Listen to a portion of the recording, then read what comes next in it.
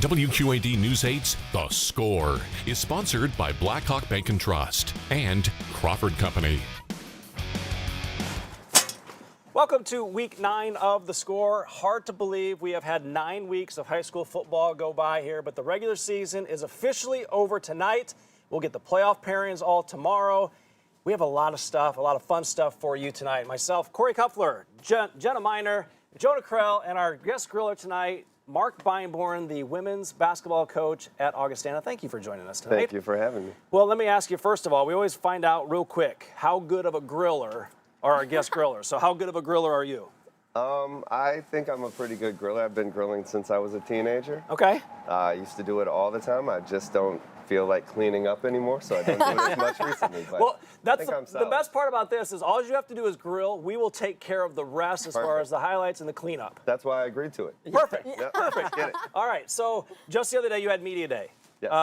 You've been coaching for 14 years at Augustana College.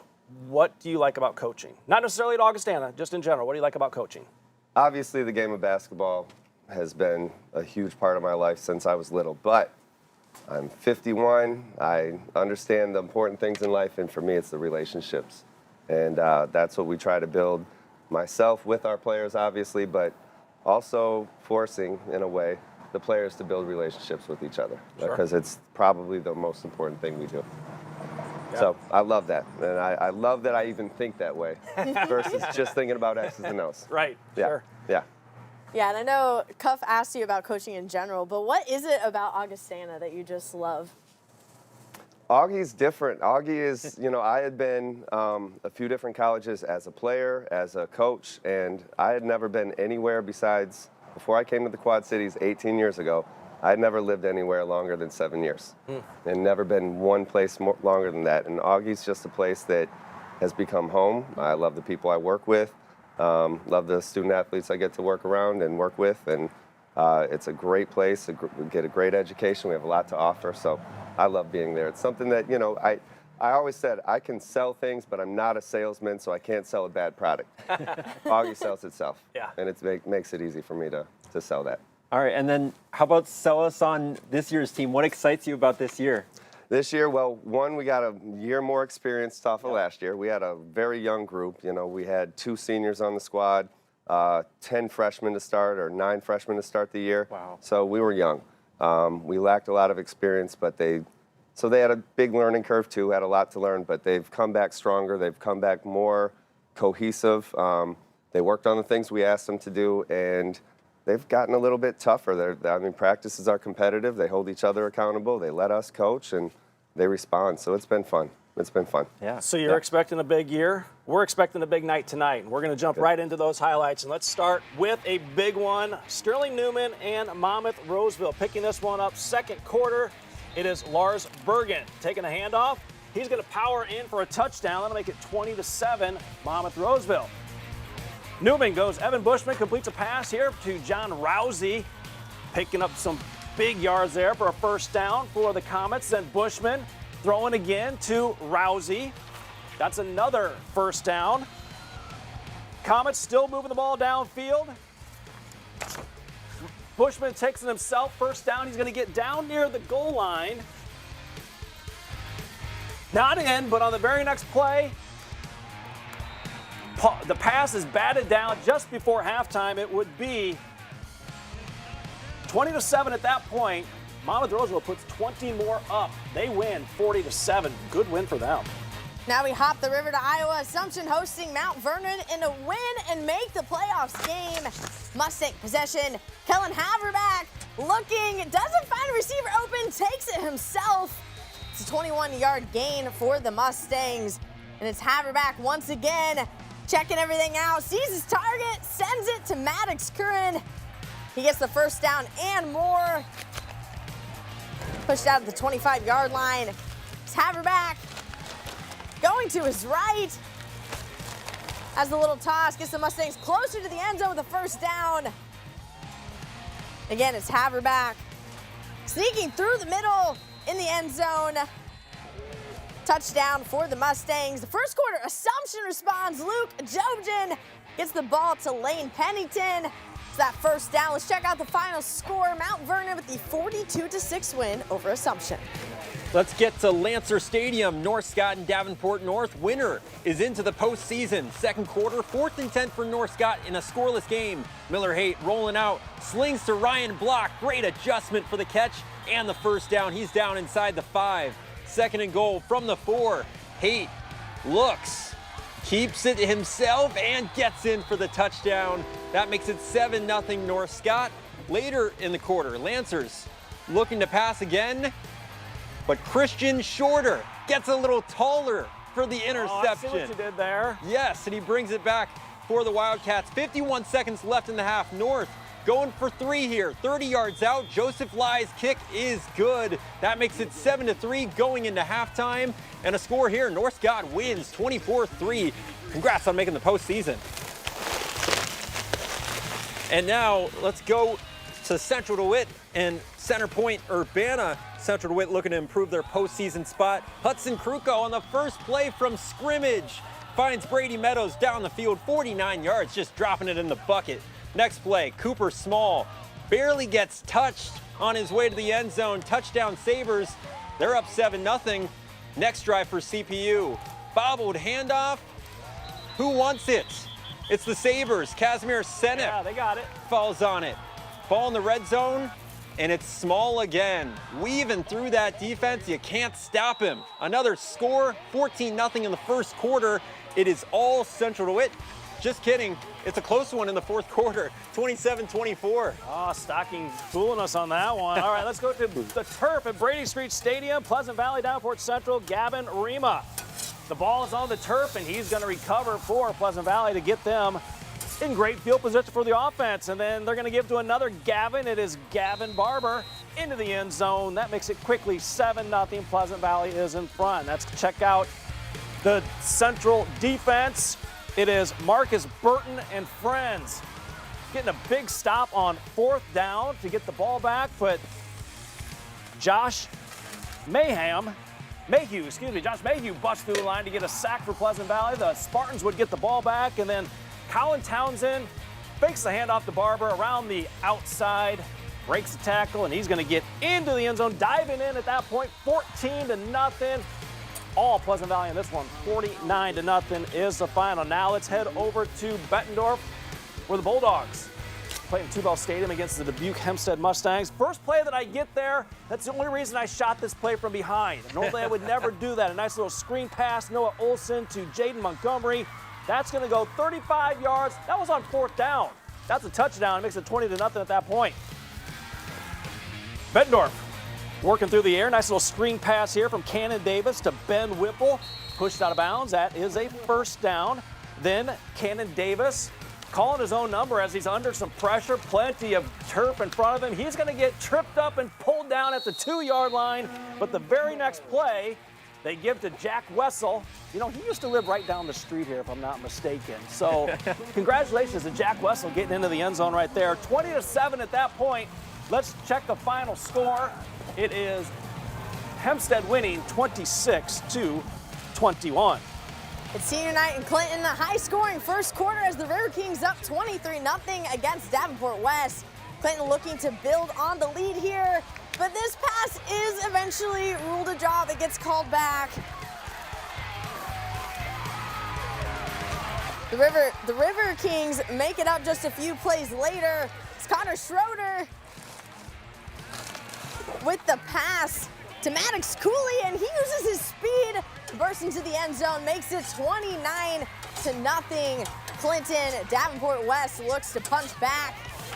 Sawyer Williams leading the charge, shredding some tackles, making a pass right to the goal line, just short of the goal line. Davenport hands it off to him again. Muscles in for the touchdown. Let's check out that final score. Clinton with the 49-0 win over Davenport West. All right, time for our first break. Coach has the grill going. Let's take a shot at that grill cam real quick as we can as we'll take that first break. We'll hit the Western Big Six, and Nick Welch will be joining us right after the break. I'm Matthew Bailey from Moline, and on Friday nights, I watch The Score on WQAD.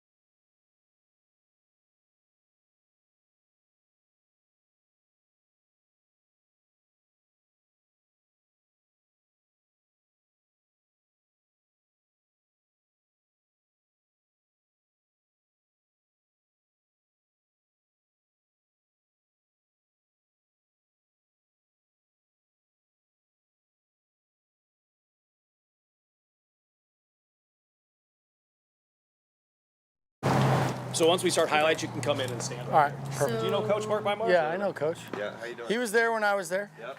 Yeah, I moved it all the way down, so he's got plenty of time. So,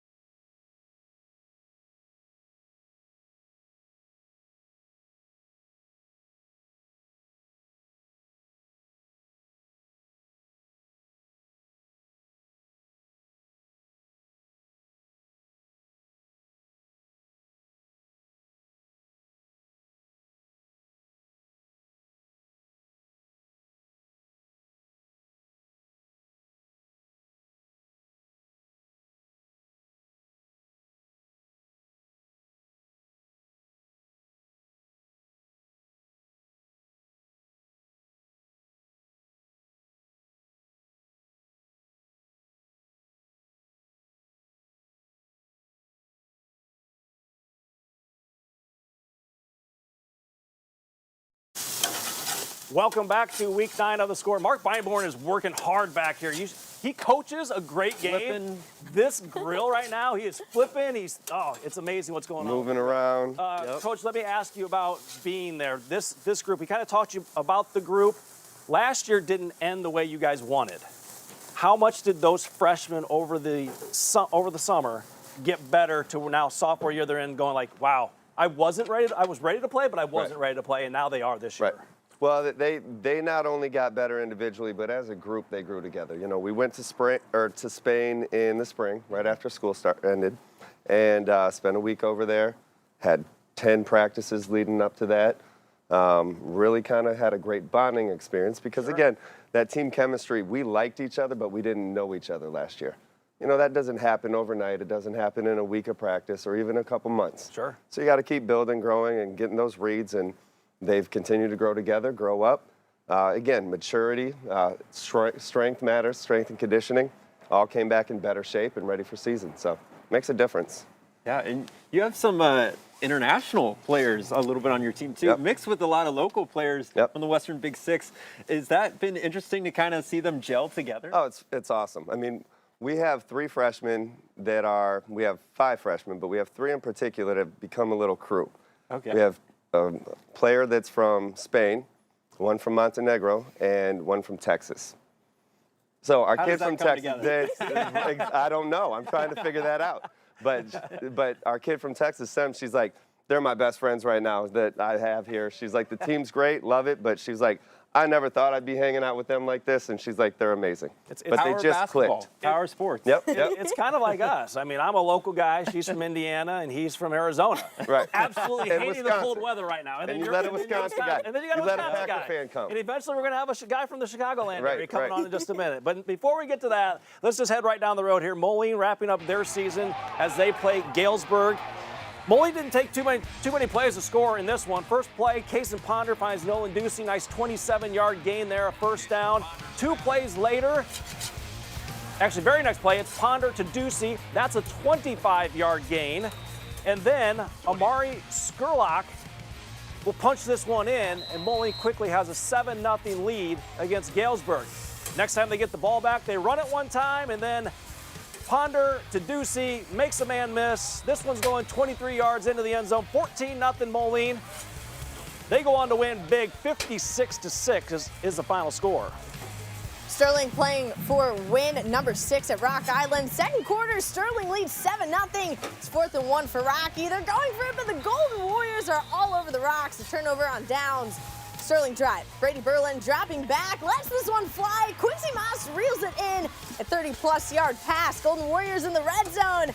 And Marcel De La Cruz takes the direct snap, and he is up the gut for the touchdown. Golden Warriors lead 14-0. A little later, Sterling going for the field goal, but it is blocked by Rock Island. Still 14-0. Golden Warriors. Sterling with the ball again. Brady Berlin with a little time. Finds Wyatt Cassins with the short pass. Trips, keeps on his feet, and he is into the end zone. You might see that play a little later. Going to tease ahead to that. Let's check out the final score. It's Sterling getting the 42-14 win over Rock Island. We will eventually have the Quincy and Gales and Geneseo highlights, but right here, United Township gets the 1-0 win over Allman. Allman forfeited for the 3rd straight game. But that means United Township has 5 wins, and they are now playoff eligible for the first time since 2001. And joining us now here on set is the head coach of United Township, is Nick Welch. And I mentioned you're 5-4, and you're making the playoffs, and that put a smile on your face. Why? Just knowing how much it means to our kids and our community. 24 years is a really long time. Sure. Almost a quarter of a century, and I just know how hard they've worked and all the time they've put in, and it hasn't always gone the way we wanted it to this season, but here we are in a position. Someone a lot smarter than me said at the end of the day, the main goal of high school football in the state of Illinois is to make the playoffs. Yeah. And we achieved that goal. So, sometimes teams win a conference championship, but they don't have a lot of success in the playoffs. And, I've been a part of a team that didn't win a conference championship and made it all the way to a state championship game. So we didn't end up pulling out the victory, but this was a big goal for our kids, and I think it's a big monkey off our back, and it's a credit to them and our great coaches. We have a great staff, assistant coaches that put a lot of time in, and, it's all about our kids, and I know our community is really proud too. I know you talked a little bit about that drought of how long it's been. To put it into perspective, I wasn't born the last time UT was in the playoffs. So just to end Makes that, you feel good, right? Yeah. No, but to end that drought, and to be the head coach and see how special this group is, just how was that moment for you, and just how special of a team is this that you have? It was very strange. I don't think I ever envisioned it being on a Tuesday in class when Coach Harding pulled me, but we're very, we get it, and I think a lot of times people are always I think everybody looks out for themselves in some ways and in selfish ways, but also in realistic ways. And, we always say is teams have to do what's best for them. And this was what was best for Alleman. I think our kids would have preferred to do it on the field, but they're in a tough situation, and it is what it is. But we've been a little banged up, obviously Jonathan going out last week. So this week gave us a good opportunity to kind of prepare for what's next and how we're going to adapt, because that's what it's all about, is adapting. And, maybe, at any given point in the season, we've had 5 all-conference caliber players miss games or multiple games. So being able to have opportunity to get healthy, come out, without any nicks or dings, which inevitably happens no matter who you're playing.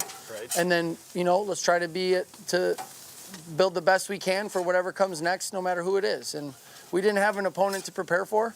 But we still spent Tuesday preparing just like we were going to play Alleman, and then Wednesday and Thursday we mixed it up a little bit just in case. So we really just focused on ourselves and whatever it takes. But when it comes to this team, man, they're 23 seniors, and most of them have been a part of the program for 4 years and spend a lot of time at 6 a.m., and a lot of people do that. But if they just knew what kind of kids we have, I think they would understand that this is a special group, and we're very proud of them. Yeah, and about those key injuries to some big-name players you got, it might be easy for some of your guys to just put their heads down. What did you tell them, or was it self-motivation for them to want to get to the playoffs and overcome all those injuries? Well, I think football, you kind of have to have the mindset of next man up. Yep. And it's hard when you have to replace a Leo Sim. He's the only sophomore last year on all conference, and doesn't play the second half for Sterling, and then gets hurt in the fourth quarter against Geneseo, and he hasn't played since week 5, and he's still tied for leading tackler on the team, and whether it's Damian Zanu or Josiah Massey or Zachariah Cooper, Jonathan Drake, it is what it is. How are we going to adapt? And I was very proud, despite the score and the way it looked last week. Our kids fought till the end. At the end of the day, our defense was on the field too much. But being down 2 starting linebackers and the best defensive player on your team, and Leo Sim, and making it at least a little difficult for the best team in the league this year. So I think it says a lot about our character and how much they care about each other and how much they care about this program and our community. And, we're excited to figure out where we're going, and just grateful for the opportunity. Well, you will figure that out tomorrow night in the IHSA pairing party. So congratulations to that. I'm sure it'll be a big party, because when you started here, I know this was one of the goals. Yep. There's many out there still. Yep. Congratulations to you. Congratulations to the Panthers. Thanks for having us, and we really appreciate all that you guys do. And I know our kids are really excited, and tomorrow night will be a fun time. It will. So we'll be right back. We'll check out the playoffs on the Iowa side when we come back.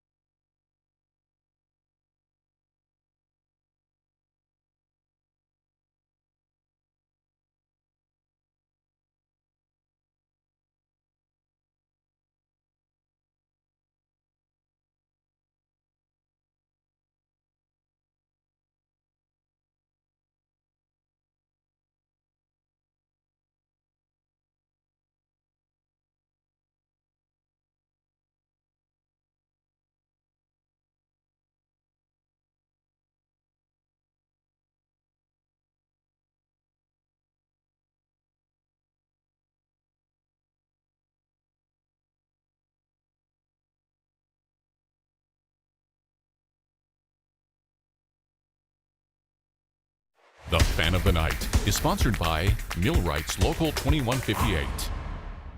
Our fan of the night comes from Rock Island, and he is perfect for the theme of the score. We grill, and guess what? We have a hot dog as our fan of the night. This is Rowan Stockwell, a junior from Rock Island.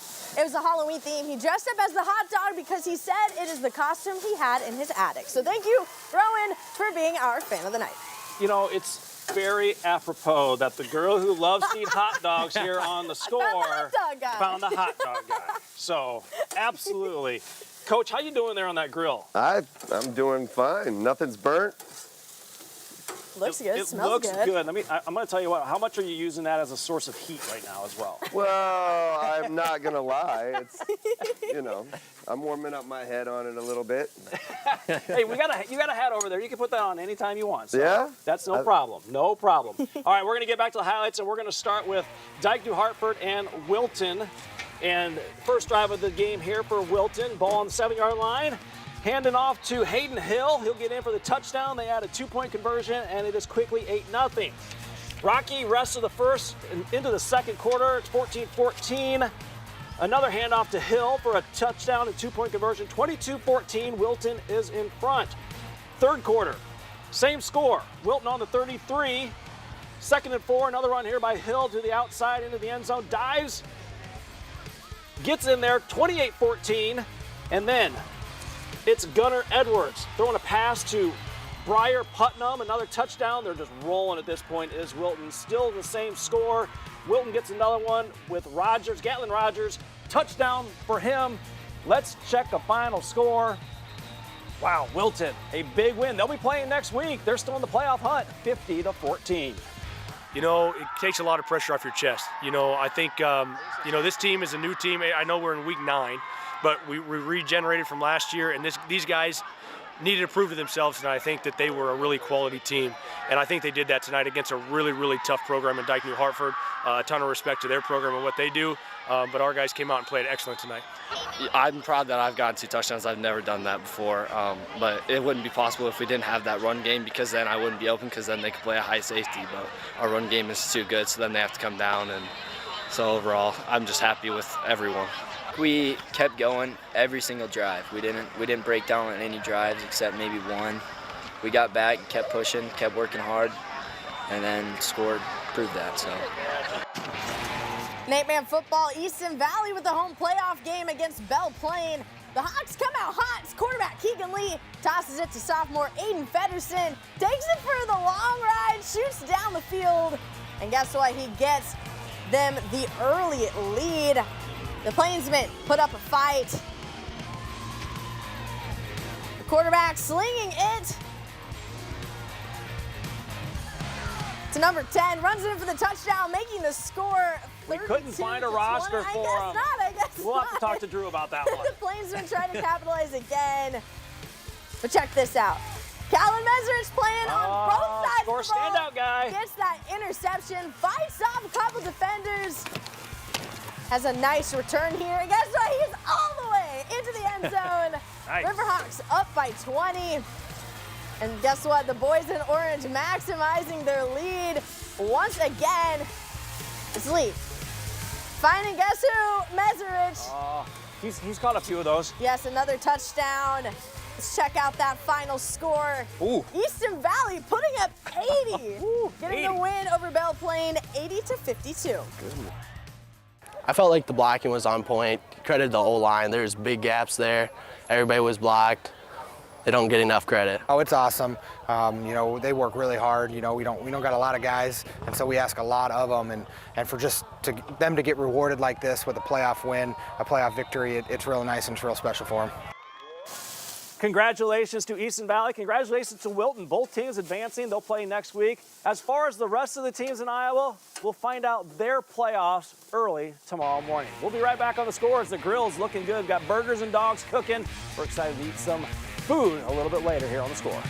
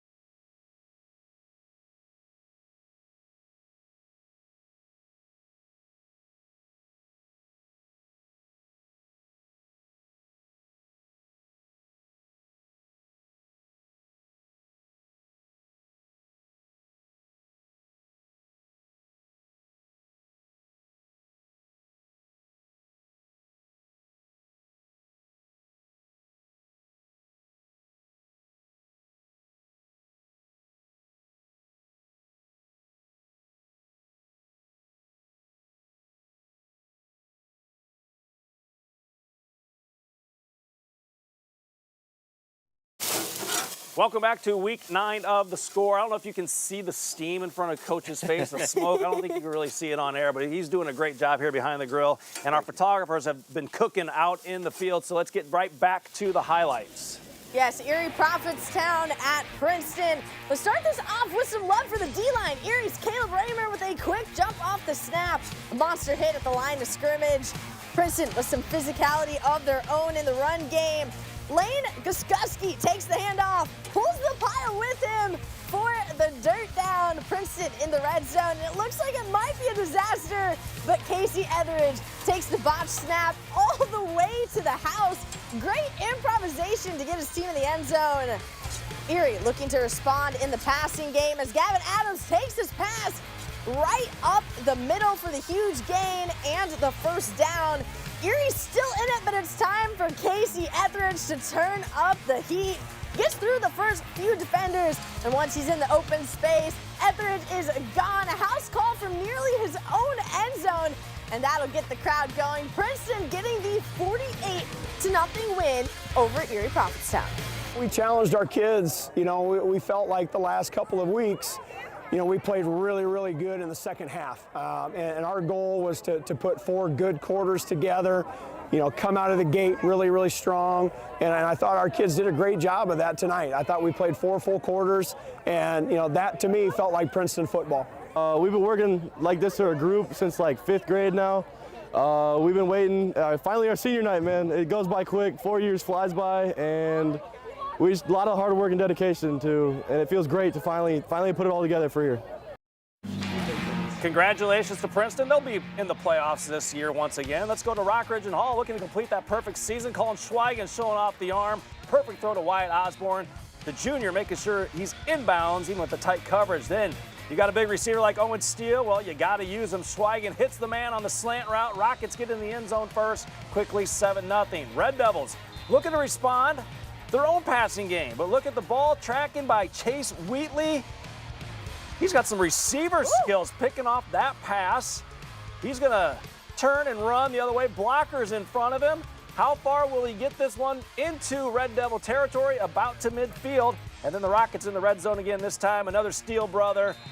They're pretty good. Liam, jet sweep, untouched into the end zone. 14-0 at that point. Let's check a final score. Hey, they're undefeated on the year, going in as the top seed in the playoffs, 48-21 winners. All right, at the beautiful Cambridge Bowl, the home team. Actually, this is Riverdale Sherrard, Jonah. Hold on, Jonah. Excited on his highlights. Let's check this out. Sherrard, Harrison Curry getting that first down there. Riverdale holds Sherrard off from scoring. Now it's Rams ball. Abram Creer with the pitch to Gage Heinsohn. The Rams with some nice blocks to give him a huge hole. And man, Gage Heinsohn's just fast, man. Look at him. Into the end zone. Rams on the board first. They lead 7-0. Second quarter now. The Tigers trying to put up some points. Carter Brown scrambling. And who does he find? Emery Partlow in the end zone. Tack on 6 for Sherrard. Game is tied up at 7. Rams on the 3 now. Abram Creer keeps it. Sneaks it in for the touchdown. Riverdale gets the win over Sherrard, 34-20. All right, Jenna, that was a 5-yard penalty. My bad, I'll take it back. But at the beautiful Cambridge Bowl, the Ridgewood Spartans protecting a third quarter lead over Peoria Heights. Wes Sandberg and Cam Gill team up to drop a Patriot ball carrier for a loss. And then check this out, it's deep into the territory. Gavin Franks taking it all the way to the house for the 75-yard touchdown. Spartans still coming in the back of the end zone. Nice little toe tap grab in the corner for Crew Robinson. And then on the outside, that is a sack lunch. Nice play by Sandberg again. Let's take a final score. It's Orion all over Kewanee, 63-24. All right, Galena needing a win to make the playoffs. They're facing Fulton. Steamers with the ball. They get the momentum as Wyatt Connor picks up a handful. We're not sure how many, but a handful of yards. Pirates then take over around the 50. A few plays later, it's the Steamers converting on 4th down. Roman Romer has all the time in the world to connect with Max Schultz. He'll make it all the way down to the 10 before he gets tackled. They would get into the end zone. Let's check the final score. Hey, Galena, you're playoff eligible with that win, 26-7. A state rematch from a few years ago in 8-man football between Amboy and West Central. Amboy's Colt McCoy. That's not the NFL's Colt McCoy. He's Amboy, and he takes the handoff breaks the tackles for the first down. Now it's Caden Heath taking the handoff, running for the touchdown. Let's get a final score from West Central and Amboy. It's Amboy 54-14 the final. At the beautiful Cambridge Bowl, the home team, Ridgewood Spartans, are protecting a third-quarter lead over Peoria Heights. Wes Sandberg and Cam Galley team up to drop a Patriot ball carrier for a loss. And check this out, Ridgewood deep in its own territory. The give is to Gavin Franks. This play takes some time to develop, but it is worth it. Franks weaves his way back and forth down the field for a 75-yard pickup, although he probably covered 115 to get it into the red zone. The Spartans are still coming. That's Crew Robinson sweeping on the far side. A nice 13-yard gain to the 5, and Ridgewood getting that 54-32 win. All right, let's head all the way down to Quincy for this one. Flynn Stadium, Geneseo and Quincy. Nice hit there by the Maple Leafs as they get a turnover on downs. Then they go right to work. It is Jackson McAvoy calling his own number, weaving in and out of traffic. He'll pick up a first down. Kai Weinzerl, touchdown, Geneseo. Maple Leafs go all the way down there, and they pick up the win 45-7. All right, time for one last break. Brian Stocking's waiting in the wings with all the scores and stats when we come back.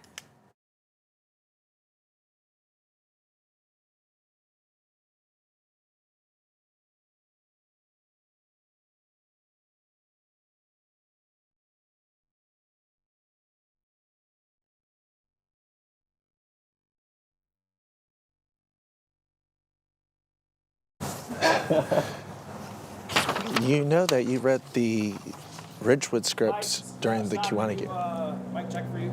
Oh, mic check, 1, 2, mic check, 1, 2. What'd you say? You read the Ridgewood script during the Kiwanis.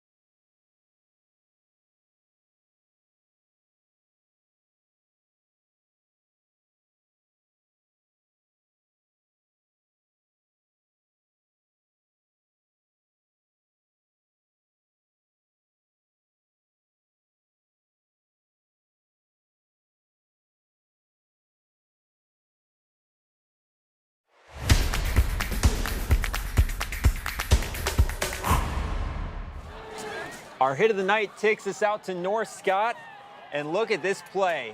On the pass, boom, Ooh. Get popped. That is, I have Christian Perez for the Lancers. One more look at it.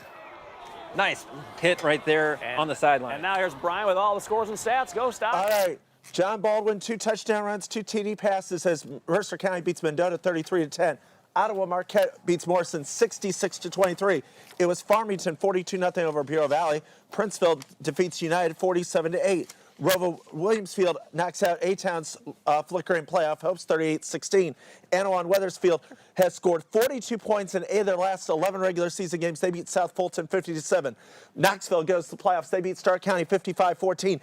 Galva, they could be going to the playoffs. Their first 3-game win streak since 92-94. They beat West Prairie 55-22. It was Rockford Lutheran scoring with a minute 11 left to beat Rock Falls 22-16. West Carroll beats Hiawatha 43-26. Going to Iowa, Liberty beats Muscatine 68-14. The Lightning scored 41 points in the first quarter. Wallet beats Macokota 56-8. In the third quarter, Western Dubuque leads Burlington 41-7. A late night down in Burlingtown. PCM beats, now to the playoffs, PCM beats West Liberty 42-8. Mediapolis upsets Centerville 28-13. Pleasantville ends Durant's fine season 42-14, while South Hardin sidelines Comanche 35-7. Regina ends Northeast season 69-0, and it was Linville-Sully 42-0 over Wapello. The playoffs in Iowa are going to be decided tonight at some time later in the morning. They'll put them in the brackets tomorrow morning. This Illinois playoffs will be announced on statewide television on WQAD 8.3 at 8 o'clock tomorrow night. The company man. Nice plug. We're going to be right back and wrap this all up in just a minute. I see what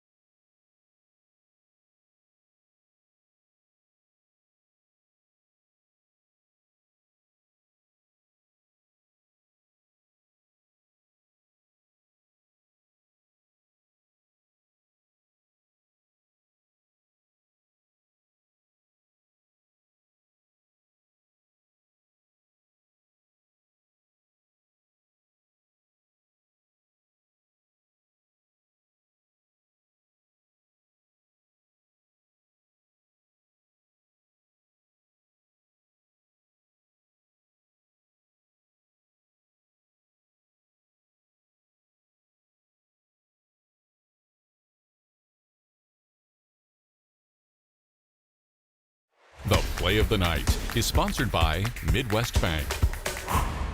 Our play of the night is from Sterling. You saw it earlier. Wyatt Caston's trips, keeps going, gets the touchdown. That's our play of the night. Thanks for watching. Next week's Week 10, the final week. Thank you for watching.